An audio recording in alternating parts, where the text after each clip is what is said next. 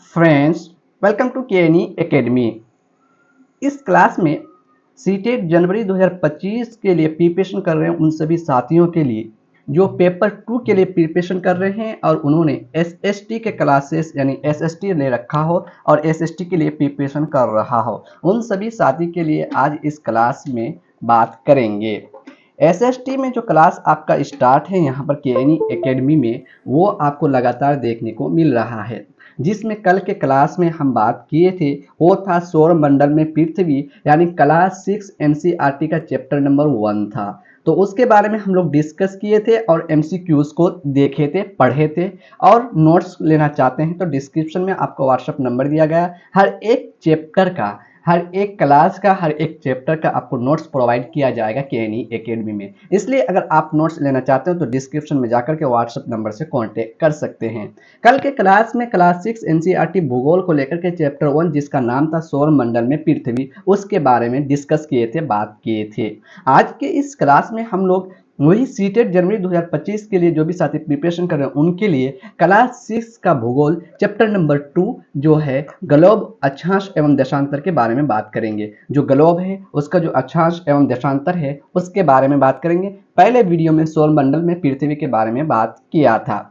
अक्षांश एवं देशांतर क्या होता है, ग्लोब क्या होता है, ग्लोब को किस तरह से इस्तेमाल करते हैं, प्रयोग करते हैं, उसके बारे में बात करेंगे। कुछ कुछ चीज़ों को मैं हाईलाइट करता हुआ जाऊंगा, उसको आप ज़रूर ध्यान दीजिएगा। इससे पहले अगर आप केएनई एकेडमी चैनल में नए हैं तो चैनल को सब्सक्राइब करें, साथ ही बेल आइकन को दबा दें जिससे आने वाले क्लासेस के जो भी नोटिफिकेशन हो वो आपको मिले और आप इससे फ़ायदा ले सके। आप अपने साथियों के दरमियान सर्कुलेट करें केएनई एकेडमी को, जिससे सभी साथी यहां से जुड़ करके मुफ्त में क्लासेस को एनसीईआरटी के जितने भी क्लासेस हैं डिटेल्स में देखें और फायदा ले। साथ ही नोट्स लेना चाहे तो नोट्स भी ले। और अलग अलग क्लासेस यहां पर चल रही है जिसमें से सीटेट के उर्दू भी क्लासेस आपको डेली 10 AM को देखने को मिलेगा, जबकि पहले टाइम था इसका 7 AM। और एसएसटी का क्लासेस का जो टाइम कर दिया गया वो 12 PM कर दिया गया। बाकी जो क्लासेस हैं वो नवोदय और कुछ क्लासेस हैं बीएसईबी के लिए, वो भी क्लासेस शुरू है। आज की क्लास को स्टार्ट करते हैं। अगर अभी तक आप चैनल को सब्सक्राइब नहीं किए तो सब्सक्राइब कर दीजिए, वीडियो को लाइक कर दीजिए और आप कमेंट के जरिए से हमें बता सकते हैं कि आपको किस किस चीज़ की ज़रूरत है, हम उस तरह से आपको क्लासेस प्रोवाइड कराएंगे। एनसीईआरटी से ही आपको साइंस के भी क्वेश्चंस को प्रोवाइड कराएंगे, उसके एमसीक्यूज को भी प्रोवाइड करवाने वाले हैं। चलिए क्लास को स्टार्ट करते हैं। ग्लोब, अक्षांश एवं देशांतर होता क्या है इसके बारे में डिस्कस करते हैं कि ग्लोब क्या है, अक्षांश क्या है, देशांतर क्या है। पिछले अध्याय में आप पढ़ चुके हैं, यानी क्या बोल रहा है कि पिछले अध्याय में आप जो है पढ़ चुके हैं कि हमारी पृथ्वी गोलाकार नहीं है। हम पढ़े थे कि हमारा जो पृथ्वी वो गोलाकार नहीं है, ये उत्तर एवं दक्षिण ध्रुव पर थोड़ी चपटी है। हम पढ़े भी थे वहां पर कि उत्तर एवं जो ध्रुव है दोनों, दक्षिण और उत्तर दोनों तरफ क्या है, चपटी है। ठीक है, में थोड़ी उबड़ी हुई है। और क्या थोड़ी उबड़ी हुई है, क्या आप कल्पना कर सकते हैं कि कैसी दिखती है, ये आपको कह रहा है। इस संबंध में जानकारी प्राप्त करने के लिए आप अपनी कक्षा में सावधानी पूर्वक ग्लोब को देखिए। ये ग्लोब जो है इसको देखने के लिए आपको बोल रहा है सावधानी पूर्वक से, यानी सावधान होकर के। ग्लोब पृथ्वी पर लघु रूप में एक वास्तविक प्रतिरूप है। ग्लोब जो है पृथ्वी का क्या है, एक जो है वास्तविक रूप को दिखाता है कि पृथ्वी कैसा है। ग्लोब में आप देख सकते हैं। ग्लोब विभिन्न प्रकार एवं विभिन्न आकार, ग्लोब जो है विभिन्न आकार एवं प्रकार के हो सकते हैं। बड़े ग्लोब ये जो आसानी से एक स्थान से दूसरे स्थान नहीं ले जा सकते, बहुत बड़ा ग्लोब होगा जिसको आसानी से एक स्थान से दूसरे स्थान तक हम लोग लेकर नहीं जा सकते हैं। पॉकेट में रखने योग्य छोटे ग्लोब यानी छोटा सा ग्लोब होगा जो आप पॉकेट में रख सकते हैं। गुब्बारे जैसा ग्लोब जिनमें हवा भरी जा सकती है एवं आसानी से एक स्थान से दूसरे स्थान ले जाए जा सकते हैं। ग्लोब स्थिर नहीं होते। ग्लोब क्या होता है, स्थिर नहीं होते हैं। इसे उसी प्रकार घुमाया जा सकता है जैसे कुम्हार या पहिया, कुम्हार का पहिया, यानी कुम्हार जो अपना कुछ बनाता है उसमें जो पहिया घुमाता है या लट्टू आप घुमाए होंगे उस तरह से घूमता है। यानी ग्लोब जो है एक जगह स्थिर नहीं होता, थोड़ा सा आप उसको टच करेंगे तो वो घूमने लगेगा। ग्लोब पर देशों, ग्लोब पर क्या क्या होता है उसके बारे में देखते हैं। ग्लोब पर देशों, महाद्वीपों तथा महासागरों को उनकी सही आकार में दिखाया गया है। यानी ग्लोब में आप जो है देशों को देखेंगे, महाद्वीपों तथा महासागरों को उनके सही आकार में दिखाया गया है।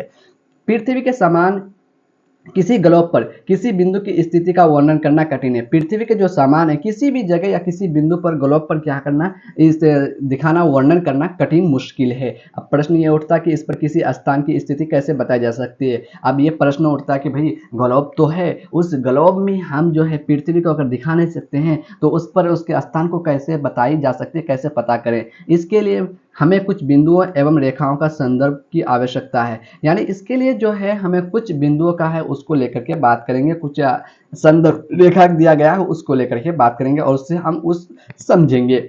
आप देखेंगे कि एक सुई ग्लोब में झुकी हुई है। एक सुई क्या है, ग्लोब में झुकी हुई अवस्था में है, स्थित होती है, जिसे अक्ष कहा जाता है। ये जो सुई है आपको दिख रहा है, ये सुई इसके क्या कहते हैं, अक्ष कहते हैं। इसको क्या बोला, अक्ष बोला जाता है। जो झुकी हुई अवस्था में देख रहे हैं आप यहाँ पर, झुकी हुई यानी ऐसे है, तो ऐसे जो है ये झुकी हुई है, सॉरी ये मेरा ये हो रहा है, ये झुकी हुई है, ठीक है, ये झुकी हुई इस तरह से है। ग्लोब पर वे दो बिंदु जिनसे होकर सुई गुजरती है, ग्लोब पर जो है वो दोनों बिंदु, ये दोनों बिंदु जो है आपको दिखा रहा हूं मैं, ये बिंदु और ये बिंदु जिससे होकर सुई गुजरती है, ऊपर और नीचे दोनों बिंदु को क्या कहा जाता है, एक को उत्तर तथा दक्षिण ध्रुव कहते हैं, दो एक को उत्तर कहते हैं, दूसरा को दक्षिणी ध्रुव कहते हैं। नीचे वाले को क्या कहते हैं, नीचे उत्तर दक्षिण, ऊपर वाले को उत्तर, नीचे वाले को दक्षिण ध्रुव कहते हैं, यानी दक्षिण उत्तर ध्रुव कहा जाता है। ग्लोब को इस सुई के चारों ओर पृथ्वी की भांति पश्चिम से पूर्व घुमाया जाता है, यानी पश्चिम से पूर्व, पृथ्वी जैसे घूमता है पश्चिम से पूर्व, उसी तरह से ग्लोब को भी हम घुमा सकते हैं, पश्चिम से पूर्व की ओर घुमा सकते हैं। लेकिन याद रहे दोनों में एक अंतर है, पृथ्वी पर वास्तव में ऐसी कोई सुई नहीं होती। पृथ्वी, अब ये नहीं है ग्लोब पर सुई है तो पृथ्वी पर कोई भी सुई नहीं होती है। ये अपने अक्ष पर चारों ओर घूमती है। अपने अक्ष पर क्या करती है, चारों ओर घूमती है, जो एक काल्पनिक रेखा है, यानी क्या है, काल्पनिक रेखा है। एक अन्य काल्पनिक रेखा भी ग्लोब के दो बराबर भागों में बांटती है। एक और भी काल्पनिक रेखा है जो ग्लोब को क्या है, दो बराबर भागों में बांटती है। इसको पढ़ते हैं, ये भी बहुत इंपॉर्टेंट है, कभी कभी क्वेश्चन आपका यहाँ से भी बनाया जा सकता है। आओ कुछ करके सीखे। एक बड़ा गोलाकार आलू या गेंद ले, ये आपको कुछ एक्टिविटी करके सिखा रहा है, इससे क्वेश्चन नहीं आएगा। आगे इसे विषुवत वृत्त कहा जाता है। इसे क्या कहते हैं, विषुवत वृत्त कहा जाता है। विषुवत वृत्त किसे कहा जाता है, अब यहाँ पर आपका इंपॉर्टेंट पॉइंट आ गया कि एक अन्य काल्पनिक रेखा है, क्या है, एक अन्य काल्पनिक रेखा है जो बराबर भागों में बांटती है, जो क्या है, दो बराबर भागों में बांटती है, जिसे क्या कहते हैं, जो काल्पनिक रेखा है जो ग्लोब को दो बराबर भागों में बांटती है, उसे क्या कहते हैं, विषुवत रेखा कहते हैं। पृथ्वी के उत्तर में स्थित आधे भाग को उत्तरी गोलार्ध, पृथ्वी के उत्तर में जो स्थित होता है, पृथ्वी के उत्तर यानी उत्तर जो है स्थित होता है आधे भाग को उत्तरी गोलार्ध, और दक्षिण वाले आधे भाग को दक्षिणी गोलार्ध कहते हैं। यानी उत्तर वाले आधे भाग को उत्तरी गोलार्ध और दक्षिण के वाले भाग को क्या कहते हैं, दक्षिणी गोलार्ध कहा जाता है। ये दोनों बराबर के आधे भाग होते हैं। दोनों क्या होते हैं, बराबर के आधे भाग होते हैं। इस प्रकार विषुवत वृत्त पृथ्वी पर एक काल्पनिक वृत्त बनाती है। ये क्या करती है, काल्पनिक वृत्त बनाती है, एवं ये पृथ्वी पर विभिन्न स्थानों में स्थित बताने का सबसे महत्वपूर्ण संदर्भ बिंदु है। विषुवत वृत्त से ध्रुवों तक स्थित सभी समांतर वृत्तों को अक्षांश समांतर रेखाएं कहा जाता है। क्या कहता है, अक्षांश समांतर रेखाएं कहा जाता है। अक्षांशों के अंशों में मापा जाता है। अक्षांशों को क्या कहते हैं, अंशों में मापा जाता है। विषुवत वृत्त शून्य अंश अक्षांश को दर्शाती है, क्योंकि विषुवत वृत्त से दोनों तरफ ध्रुवों के बीच की दूरी पृथ्वी के चारों ओर वृत्त की एक चौथाई है। वृत्त क्या है, एक चौथाई है। इसका माप जो है 360 अंश यानी 1/4 1/4 यानी 90 अंश। इस प्रकार 90 अंश उत्तरी अक्षांश पर उत्तर ध्रुव को दर्शाता है। ये उत्तर ध्रुव जो है किसको दर्शाता है, 90 अंश उत्तर ध्रुव को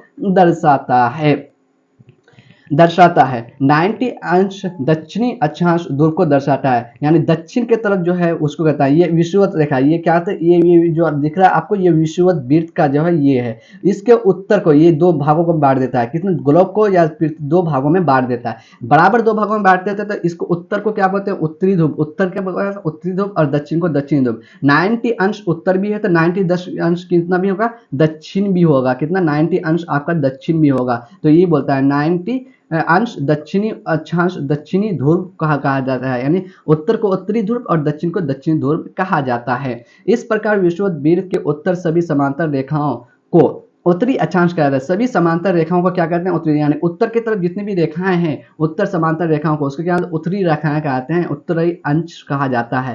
तथा विषुवत वृत्त के दक्षिणी स्थित सभी समांतर रेखाओं को दक्षिणी अक्षांश कहा जाता है। क्या, दक्षिणी अक्षांश कहा जाता है। इसलिए प्रत्येक अक्षांश के मान के साथ उसकी दिशा यानी उत्तर या दक्षिण को भी लिखा जाता है। क्या करते हैं, उत्तर या दक्षिण भी, यानी जैसे यहाँ पर लिखा उत्तर और नीचे लिखा होगा दक्षिण, दक्षिण भी लिखा जाता है।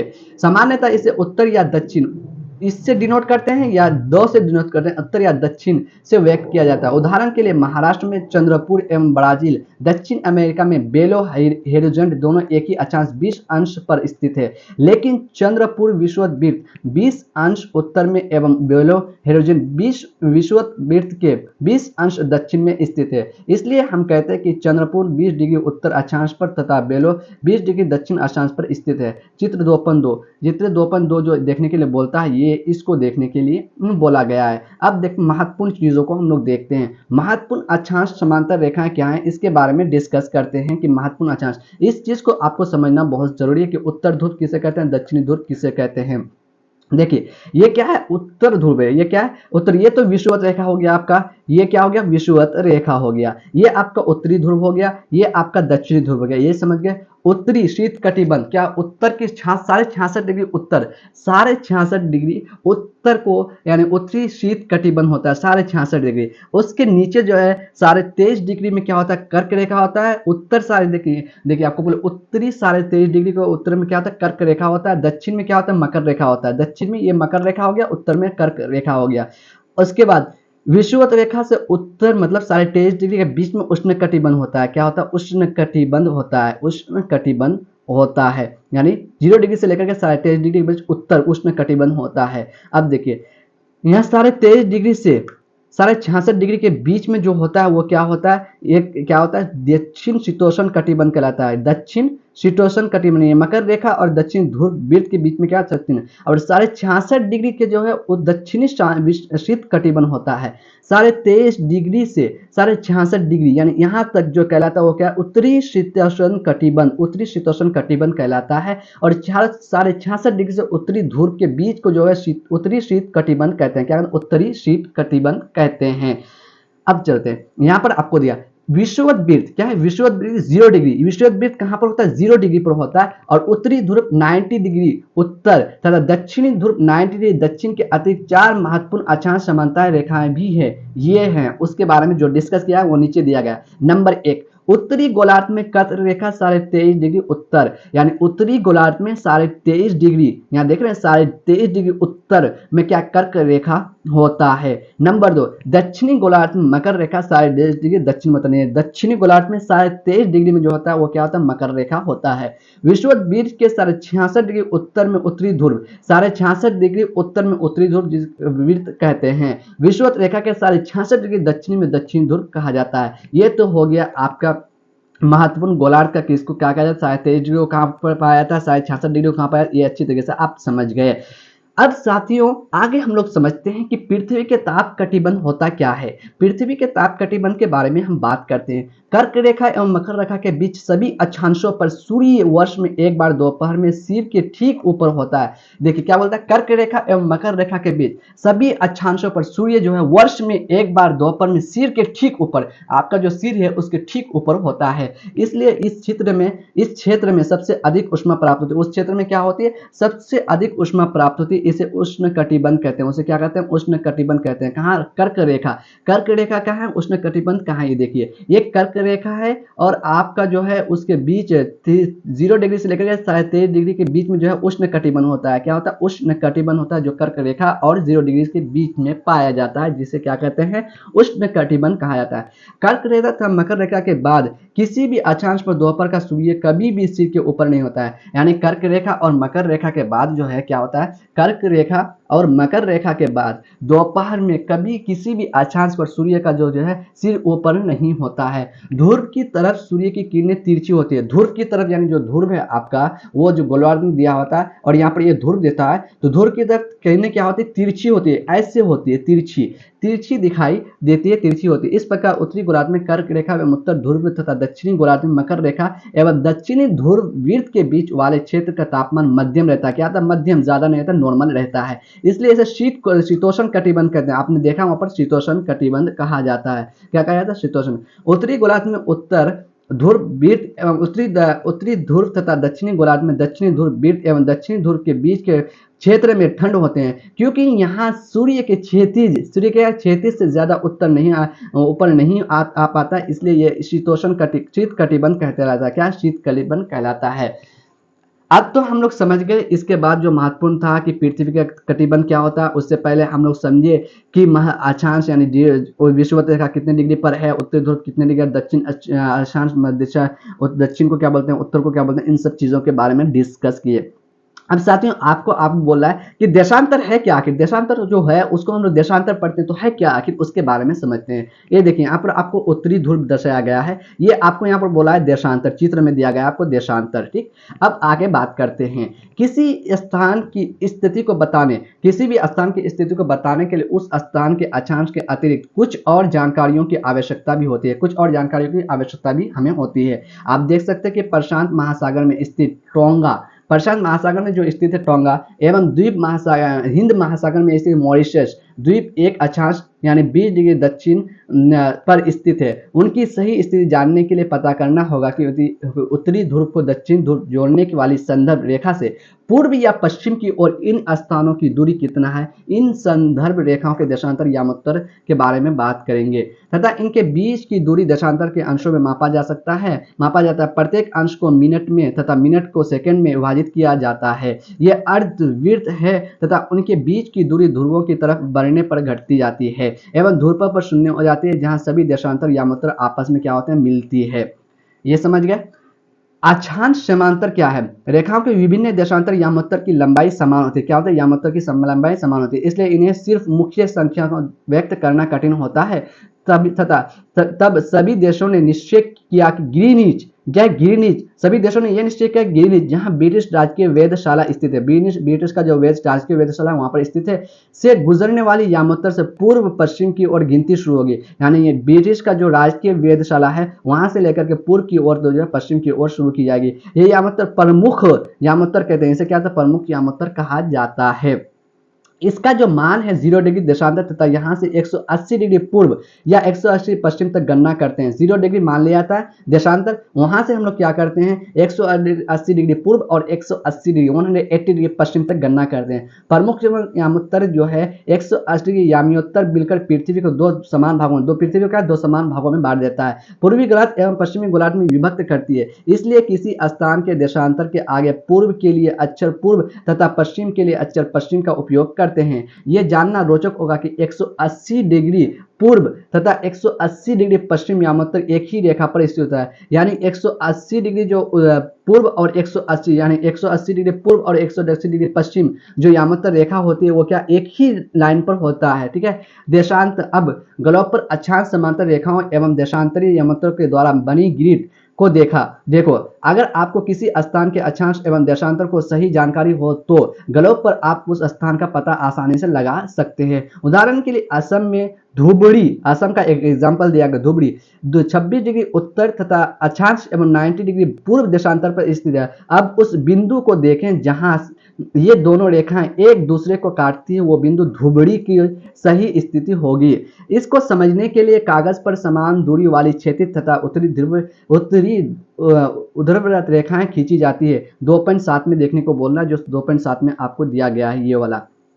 ठीक है, आपको एक क्षैतिज रेखा खींचने बोला, ये एक्टिविटी है, वो एक्टिविटी कर करके बताने के लिए बोला। ये इंपॉर्टेंट नहीं है क्योंकि एक्टिविटी से आपको क्वेश्चन नहीं पूछा जाएगा। ये सारा क्या है, एक्टिविटी अब आगे आपका आ रहा है। ये पूरा क्या है, एक्टिविटी है। हम अब देशांतर और समय के बारे में बात करते हैं, ये एक्टिविटी को हम लोग छोड़ देते हैं। देशांतर और समय क्या होता है उसके बारे में बात करते हैं। समय को मापने का सबसे अच्छा साधन पृथ्वी, चंद्रमा एवं ग्रहों की गति है। यानी समय को जो मापने का सबसे अच्छा तरीका क्या है, पृथ्वी है, चंद्रमा है एवं ग्रह है। सूर्योदय एवं सूर्यास्त प्रतिदिन होता है। सूर्योदय और सूर्यास्त यानी सनसेट और सनराइज जो है प्रतिदिन हर रोज एवरीडे हुआ करता है। अतः स्वाभाविक है कि ये पूरे विश्व में समय निर्धारण का सबसे अच्छा साधन है। पूरे विश्व में समय निर्धारण क्या सबसे अच्छा साधन है। स्थानीय समय का अनुमान सूर्य के द्वारा बनने वाली परछाई से लगाया जा सकता है।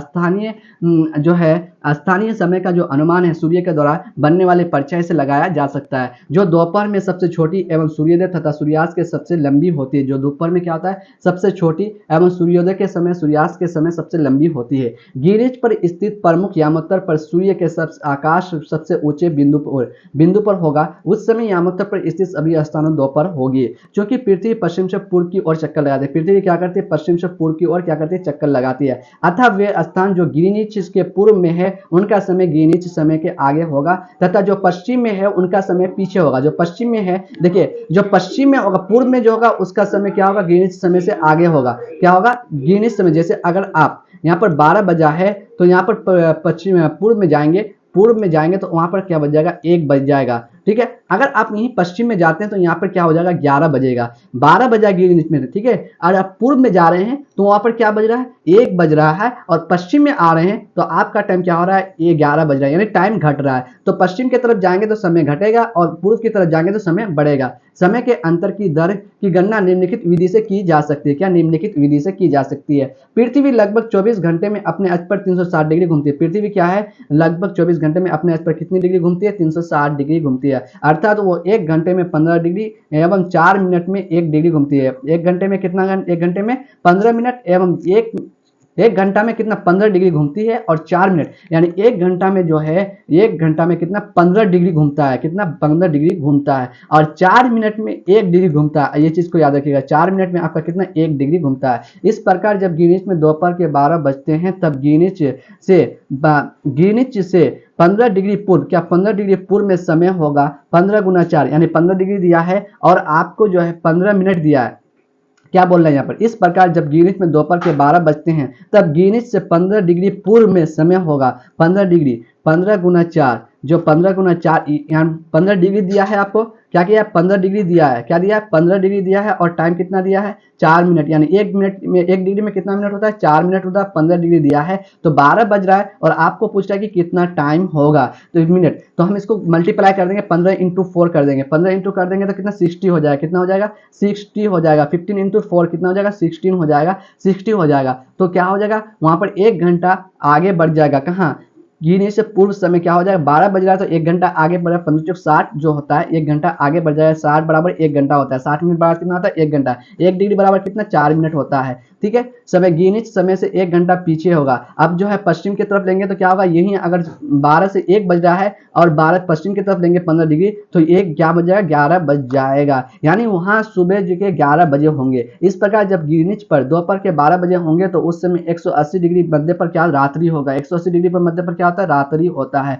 किसी भी स्थान पर जब सूर्य आकाश में अपने उच्चतम बिंदु पर होता है दोपहर में, उस समय घड़ी में दिन के 12 बजते हैं। क्या होता है, किसी भी स्थान पर जब सूर्य जो है आकाश में अपने उच्चतम बिंदु पर होता है तो दोपहर में उस समय घड़ी में कितना होता है, दिन के 12 बजते हैं। दिन के कितना होता है, 12 बजते हैं। इस प्रकार घड़ी के द्वारा दिखाया गया समय उस स्थान का स्थानीय समय होगा। क्या होगा, स्थानीय समय होगा। आप देख सकते हैं कि देशांतर यामांतर सभी स्थानों का स्थानीय मान क्या होता है। हम मानक समय क्यों मानते हैं, अब इसके बारे में बात करते हैं साथियों कि मानक समय हम क्यों मानते हैं। अलग अलग यामांतर पर स्थित स्थानों के स्थानीय मान क्या होता है, अंतर होता है। स्थानीय मान में क्या होता है, अंतर होता है, इसलिए हम लोग क्या करते हैं, मानक समय मानते हैं। जो ये मानक समय है, भारत का मानक समय क्या है, इसको मानते हैं। पूर्व से पश्चिम की ओर जो मानक समय देता है। उदाहरण के लिए बहुत से देशांतरों से होकर गुजरने वाली रेलगाड़ियों के लिए समय सारणी तैयार करना क्या काफी कठिन होगा। भारत में गुजरात के द्वारा तथा असम में डिब्रूगढ़ स्थानीय समय में लगभग 1 घंटा 45 मिनट का अंतर है। यानी भारत में डिब्रूगढ़ के स्थानीय समय और लगभग असम का जो है ये सब क्या 1 घंटा 45 मिनट का अंतर होगा। इसलिए ये आवश्यक है कि देश के मध्य भाग से होकर गुजरने वाली किसी यामांतर के स्थानीय समय को देश का मानक समय माना जाता है। यानी किसी स्थानीय समय को देश का मानक समय माना जाए जहां से होकर के गुजर कर यामांतर। ठीक है, इस यामांतर रेखा में स्थानीय समय को पूरे देश का मानक समय माना। पूरे देश का क्या मानक समय, भारत में 82 डिग्री पूर्व यानी को मानक यामांतर 82 डिग्री पूर्व, ये 82 डिग्री क्या है, 82 डिग्री पूर्व है, तो इसको क्या मानक समय माना गया है। यामांतर के स्थानीय समय को पूरे देश का मानक समय माना जाता है। इसे भारतीय मानक समय के नाम से जाना जाता है। इसे क्या था, भारतीय मानक समय के नाम से जाना जाता है। कबीर भोपाल के निकट एक छोटे नगर में रहता है। वो अपने मित्र आलोक से कहता है वो रात्रि में नहीं सो पाएगा। भारत एवं इंग्लैंड के बीच क्रिकेट मैच लंदन में 2 बजे अपराह्न, लंदन में कितना 2 बजे अपराह्न शुरू होगा। अर्थात भारत में यहाँ मतलब 7:30 बजे शाम के, यानी वो दोपहर अपराह्न में शुरू होगा तो 7:30 बजे शाम को यहाँ पर शुरू होगा, भारत में होगा, तथा देर रात्रि में समाप्त होगा। कब, देर रात्रि में समाप्त होगा। आप जानते हैं कि भारत एवं इंग्लैंड के बीच में क्या अंतर है, तो इसके बारे में समझते हैं। भारत ग्रीनिच के पूर्व 82 डिग्री पूर्व में स्थित है। यहाँ का समय ग्रीनिच से 5.5 घंटा अलग है। क्या, 5 घंटा 30 मिनट आगे। इसलिए जब लंदन में दोपहर 5 बजे होंगे तब भारत में शाम के 5:30 यानी दोपहर का 2 बजे होगा, लंदन में 5.5 घंटा आगे है तो शाम का क्या होगा, 5:30 बजे होगा। कुछ देशों के देशांतरीय विस्तार अधिक होता है, जिसके कारण वहां एक से अधिक मानक समय मनाए जाते हैं। यानी कुछ देशों में क्या होता है, विस्तार अलग होता है, इसलिए वहां एक से अधिक मानक समय मनाया। उदाहरण के लिए रूस में 11 मानक, रूस में कितना मानक समय, 11 मानक समयों का अपनाया गया है। पृथ्वी को एक एक घंटे वाले 24 घंटे समय में क्षेत्रों में बांटा गया है। इस प्रकार प्रत्येक समय 15 डिग्री देशांतर तक क्षेत्र को घेरता है। तो साथियों, आज के इस क्लास में, इस वीडियो के जरिए से आपने जो क्लास को कंप्लीट रूप से एक चैप्टर को किया है, इससे पहले का जो चैप्टर था, चैप्टर 1 था, क्लास 6 का हमने कंप्लीट किया था। तो अगर आपने उस क्लास को अभी तक नहीं देखे हैं तो क्लास को जाकर के प्लेलिस्ट बना दिया गया है, आप वहां से जाकर के देख सकते हैं। आज के क्लास को हम लोग कंप्लीट रूप से कंप्लीट चैप्टर नंबर 2 जो था हमारा ग्लोब अक्षांश एवं देशांतर के बारे में कंप्लीट कर चुके हैं। इसका एमसीक्यूज कल को लेकर के हम डिस्कस करेंगे, जो भी एमसीक्यूज एनसीईआरटी में दिया, उसके बाद फिर हम अपना एमसीक्यूज आपको देंगे, आप उसको समझिएगा और प्रैक्टिस कीजिएगा। कल के वीडियो में मिलते हैं। आप वीडियो को देखते थे, एनसीईआरटी का व्याख्या यानी कंप्लीट सॉल्यूशन यानी कंप्लीट रूप से आपको पढ़ाया जाएगा, इसलिए आप एनसीईआरटी के हर क्लास को कवर कीजिएगा, हर क्लास को लास्ट तक जरूर देखिएगा, अपने साथियों के बीच जरूर सर्कुलेट कीजिएगा, ताकि सभी साथी यहां से जुड़ करके इस वीडियो के जरिए से आप बेहतर से बेहतर क्लास को कर सकते हैं। तो कल के क्लास में मिलते हैं।